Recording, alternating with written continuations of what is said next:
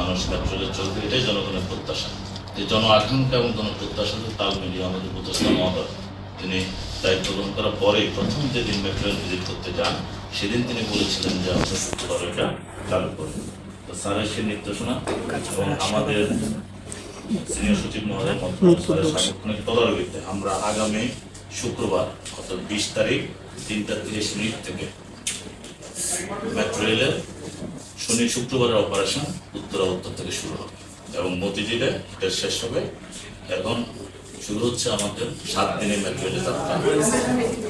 এই জন্য আমাদের 9:40-এ এটা শুরু হবে 3:30-এ উত্তর থেকে, আর মতিঝিল থেকে 9টা পর্যন্ত চলবে আমাদের উত্তর থেকে 3:30 থেকে 9টা, আর মতিঝিল থেকে এটা 3:50 থেকে রাত 9টা। শুরু হবে 3:50-এ, রাত 9:40-এ শেষ উত্তরা থেকে ছেড়ে